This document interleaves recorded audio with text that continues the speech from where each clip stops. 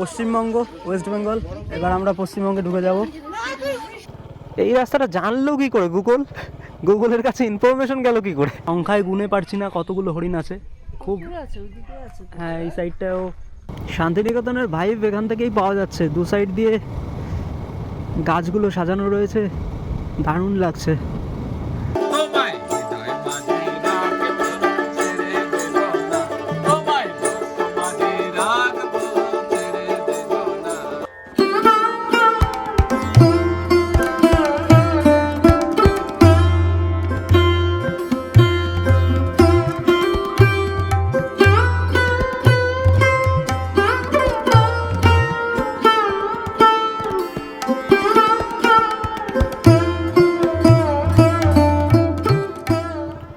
Hey guys, welcome back to Roadjet YouTube চ্যানেলে তোমাদের আরও একবার স্বাগত। তো আজকের জার্নিটা মূলত হচ্ছে বোলপুর শান্তিনিকেতনের উদ্দেশ্যে। তো সেখানের ভাইব, সাইট সিং সব কিছুই তোমাদের দেখাবো। তো সাথে থাকো, যেতে যেতে আরও অনেক কথা হবে। তো আমরা তেহট্টে ঢুকে গেছি। এখান থেকে রাইট টার্ন নেব, ঘাটের রাস্তা এটা।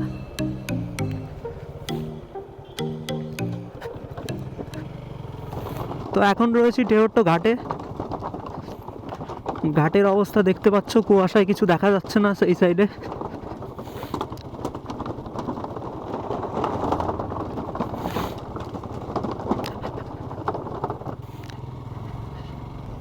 শান্তিনিকেতনে ঘোরার মতো যত জায়গা আছে সবগুলোই তোমাদের ঘুরে দেখাবো। বার্নিয়ার রাস্তায় রয়েছি, সোজা এই রাস্তাটা বার্নিয়া যাবে। তো বার্নিয়া যাওয়ার পরে সোজা চলে যাব দেবগ্রাম থেকে কাটোয়া ঘাট। তো তারপর কাটোয়া ঘাট পার হওয়ার পরে সোজা বোলপুর। তো হাইওয়েতে উঠে গেছি।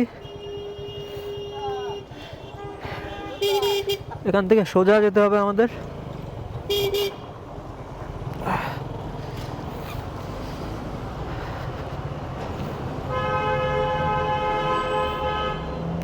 রাস্তার অবস্থা খুবই খারাপ। এখানে রাস্তা তৈরি হচ্ছে, নতুন রাস্তা। এই ডান দিকে পলাশী আর বাঁ দিকে কৃষ্ণনগর। তো আমরা সোজা যাব, এই এক রাস্তা ধরেই কাটোয়া যাওয়া যায়। 9টা বাজতে চললো, এখনও পর্যন্ত সূর্যের আলো দেখা যাচ্ছে না। চলো বেশি কথা না বলে একদম ঘাটে গিয়ে দেখা হচ্ছে তোমাদের সাথে। আমরা বল্লভপাড়া ঘাট চলে এসেছি। এটা হলো বাস স্ট্যান্ড, সামনে ঘাটের রাস্তা। এখান থেকে বোটে করে ওই পাড়ে যাব। সকাল থেকে যা ঠান্ডা পড়েছে, পুরুলিয়া ট্রিপেও এত ঠান্ডা লাগেনি। সকাল সকাল ঘাটে মা গঙ্গার দর্শন। আরে এটা তো ভরে গেছে, এই নৌকায় করে আর যাওয়া হলো না। তো এখানে ওয়েট করতে হবে কখন পরবর্তী নৌকাটা আসে।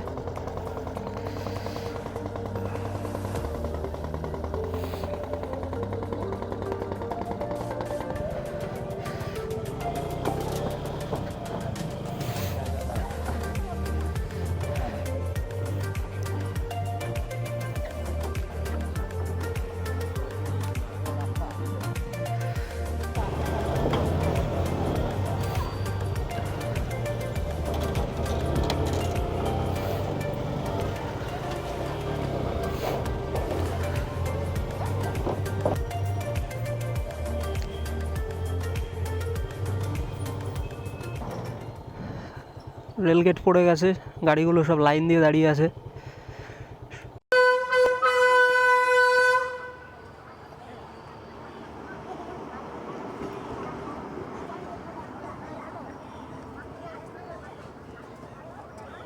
কাটোয়া বাস স্ট্যান্ড ক্রস করলাম, এখন সামনের দিকে এগোচ্ছি শান্তিনিকেতনের পথে। নানুর হয়ে যাব। নানুরের মধ্যে দিয়ে গেলে রাস্তাটা কম হয়। আর আরেকটা রাস্তা আছে, দুটো রাস্তা ডিভাইড হয়েছে। আর যারা কলকাতা দিয়ে আসবে তাদের জন্য তো হাইওয়ে আছে, হাইওয়ে দিয়ে আসতে পারবে। আজকে খুব মজা হবে, ভিডিওতে দেখতে পারবে তোমরা সবটাই। শান্তিনিকেতন মানেই একটা শান্তির জায়গা, আমরা সেই শান্তিনিকেতনে যাচ্ছি। তো মনের মধ্যে একটা কিউরিওসিটি অবশ্যই আসছে, সব জায়গাটা ঘুরে দেখব। শান্তিনিকেতনের হেরিটেজ সাইটগুলো যেগুলো আছে, তাছাড়া যত ভিজিটিং পয়েন্ট আছে, আমরা এই রাইডটা নেব। সোজা গেলে বর্ধমানের রাস্তা ওটা, আর এটা দিয়ে বোলপুর যাওয়া যাবে। গুগল ম্যাপে এই রাস্তাটা দেখালো, জানি না কোথায় নিয়ে যাবে। মাঝে মাঝে এরকম উল্টোপাল্টা শর্টকাট দেখিয়ে দেয়, রাস্তা কি আদৌ আছে নাকি নেই। ফুলগুলো দারুণ লাগছে। এই রাস্তাটা জানলো কি করে গুগলের কাছে ইনফরমেশন গেল কি করে? এ তো সাধারণ মানুষই জানে না যে এখান দিয়ে রাস্তা আছে। বলছি এই রাস্তাটা হাই রোডে মিশবে তো? সামনে সামনে হাই রোডে মিশবে তো এই রাস্তাটা? হ্যাঁ, আমরা নানুর হয়ে যাব, মানে বোলপুরে যাব। হ্যাঁ হ্যাঁ, বোলপুরে। এই রাস্তা উঠবে না? গুগল ম্যাপে দেখাচ্ছে এই রাস্তাটা। ঠিক আছে, তো ধন্যবাদ, আসছি। তো এটারও একটা অন্যরকম মজা, একদম গ্রাম্য পরিবেশ, ধান ক্ষেত চারিদিকে, পাশে নদী, মাঝখান দিয়ে রাস্তা। বাহ, দারুণ লাগছে। অনেকক্ষণ অফরোডিং হলো। তো সামনে ন্যাশনাল হাইওয়ে 116। এখান থেকে দুদিক দিয়েই যাওয়া যাবে, লেফট দিয়েও যাওয়া যায়, রাইট দিয়েও যাওয়া যায়। তো আমরা রাইট দিয়ে যাব, কারণ আমরা নানুরের ভেতর দিয়ে যাব।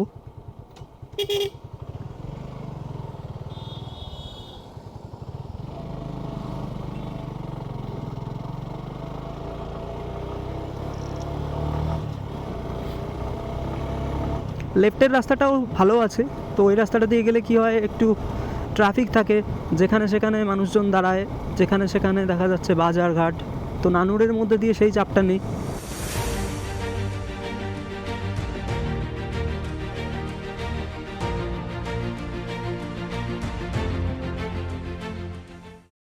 শান্তিনিকেতনের ভাইব এখান থেকেই পাওয়া যাচ্ছে। দু সাইড দিয়ে গাছগুলো সাজানো রয়েছে, দারুণ লাগছে। তবে এখন রয়েছি নানুর, এখান থেকে আর বেশি দূর নেই, আর 20-25 কিলোমিটার মতো আছে।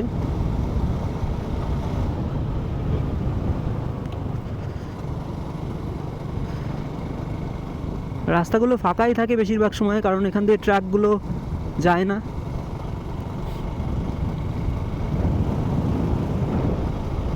তো ফাইনালি শান্তিনিকেতন পৌঁছে গেছি। অনেকটা রাস্তা জার্নি করে শান্তিনিকেতন পৌঁছালাম।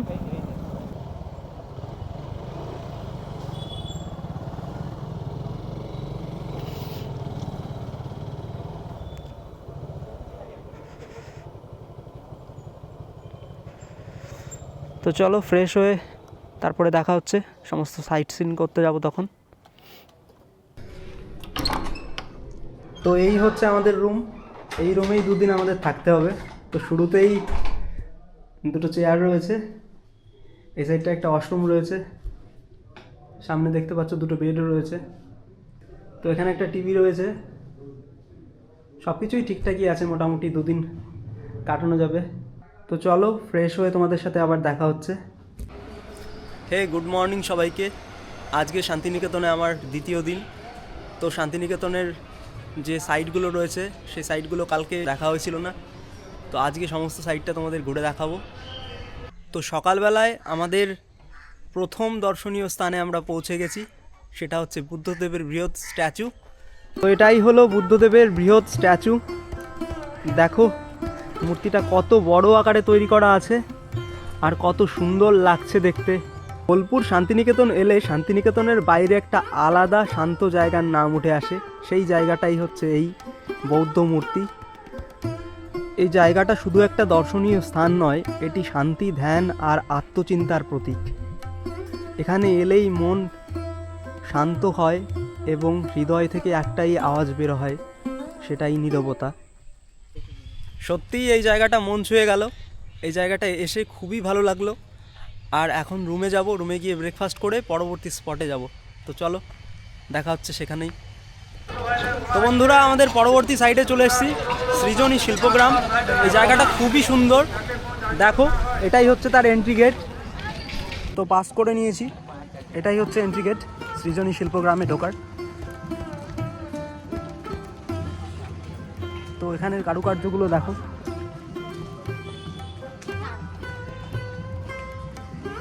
শুরুতেই এমন কিছু আর্ট রয়েছে, খুব সুন্দর লাগছে।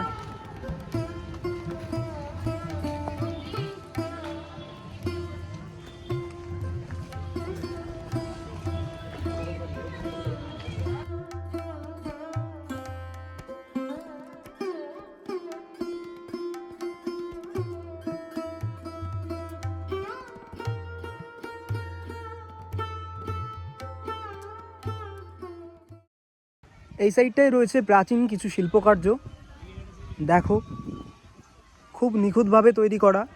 এর বয়স অনেক, কিন্তু এখনও মূর্তিগুলো খুব ভালো কন্ডিশনে রয়েছে।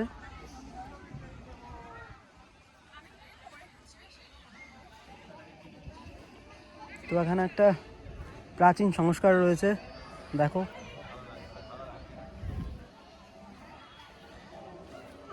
এই সৃজনী শিল্পগ্রামে ঢুকেই মনে হচ্ছে যে ইতিহাসের পাতায় ঢুকে গেছি, যেন 200 বছর পেছনে চলে গেছি। সব জায়গাগুলো দেখো, গান বাজনা হচ্ছে।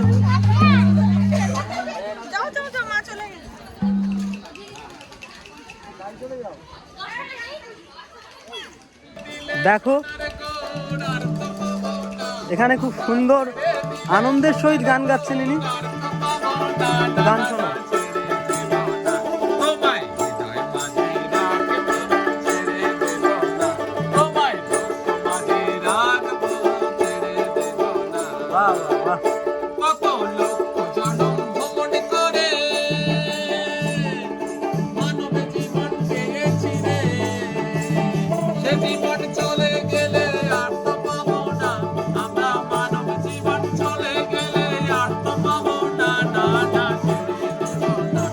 এই সাইড দিয়ে যে ঘরগুলো দেখতে পাচ্ছ, এই ঘরগুলোয় বিভিন্ন রাজ্যের কালচারকে তুলে ধরা হয়েছে।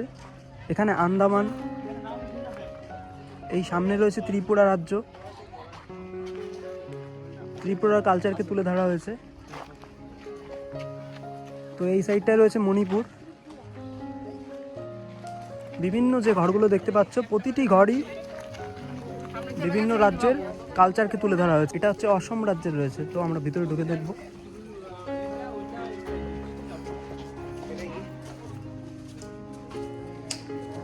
এই ঘরটায় অসমের যে কালচার আছে সেই কালচারকে তুলে ধরা হয়েছে।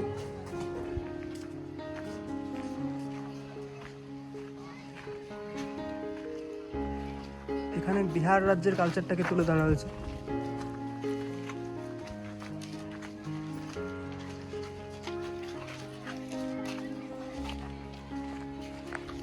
তো পশ্চিমবঙ্গ, ওয়েস্ট বেঙ্গল, এবার আমরা পশ্চিমবঙ্গে ঢুকে যাব। তো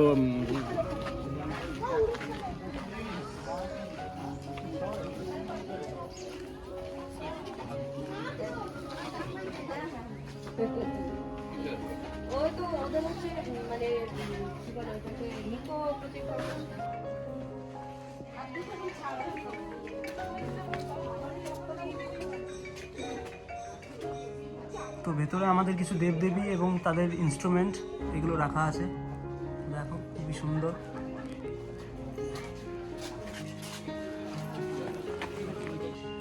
তো এই সাইডটায় রয়েছে বিরসা মুন্ডা ও সিধু কানু এবং তাদের সমসাময়িক যারা ছিল, যারা মুন্ডা এবং সাঁওতাল বিদ্রোহটাকে আগে নিয়ে গেছে, যাদের জন্যই মূলত এই জাতির উন্নতি সাধন হয়েছে। তো দেখো মাঠের ফিল্ড অফ ভিউটা কেমন সুন্দর লাগছে না, এই সাইড দিয়েও জলের মধ্যে দিয়ে। তো আমাদের পরবর্তী স্পটে চলে এসেছি, সুরুল জমিদার বাড়ি। তো চলো ভেতরে গিয়ে দেখি এখানে কি কি রয়েছে দেখার মতো।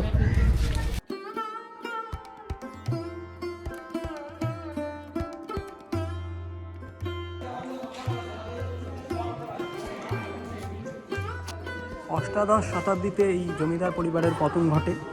তো এখানে একটা দুর্গা মন্দিরও রয়েছে, যেটা বনেদি বাড়ির অন্যতম দুর্গাপুজো। এই যে সামনে যে মন্দিরটি দেখতে পাচ্ছ, এটা পশ্চিমবঙ্গের অন্যতম বনেদি বাড়ি দুর্গাপুজো হিসাবে খ্যাত হয়ে। শান্তিনিকেতন ট্রিপে এই সুরুল রাজবাড়িটা মিস করো না, এখানে ছবি তোলার অনেক জায়গা রয়েছে, তোমরা যারা ছবিপ্রেমী মানুষ আছো তো অনেক ছবি তুলতে পারবে এখানে এসে। তো চলো আমাদের পরবর্তী গন্তব্যে আমরা পৌঁছই।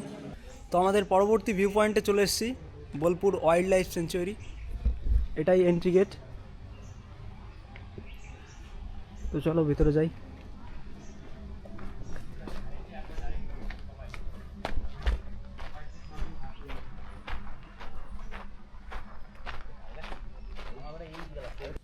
এখানে প্রচুর পরিমাণে হরিণ দেখা যায়।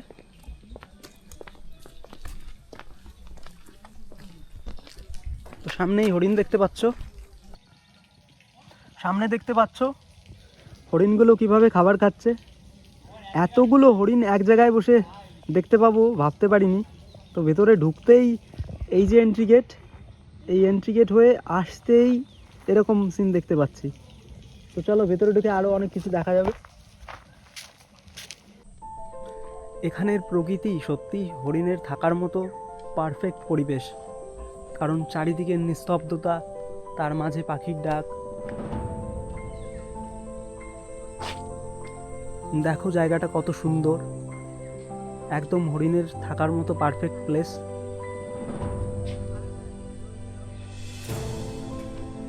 তো অনেকটা ভেতরেই ঢুকে গেছি, সামনে বড় একটা ওয়াচ টাওয়ার দেখতে পাচ্ছি।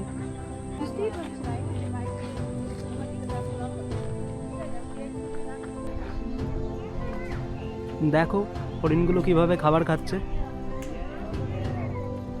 সংখ্যায় গুনে পারছি না কতগুলো হরিণ আছে, খুব। হ্যাঁ এই সাইডটাও অনেক রয়েছে।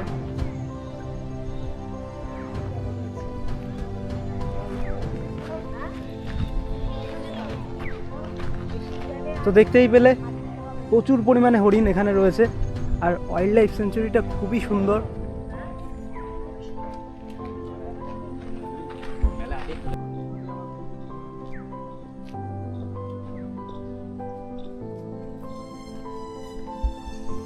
তো বন্ধুরা, সারাদিন ঘোরাঘুরির পরে এখন কোপাই নদীতে এসেছি। এই কোপাই নদী ভিউ পয়েন্টটা খুবই সুন্দর একটা জায়গা। তো দেখো ভিউটা কেমন আসছে, বিকেল গড়িয়ে সন্ধ্যা হচ্ছে আর নদীর ভিউটা কিছুটা এরকম।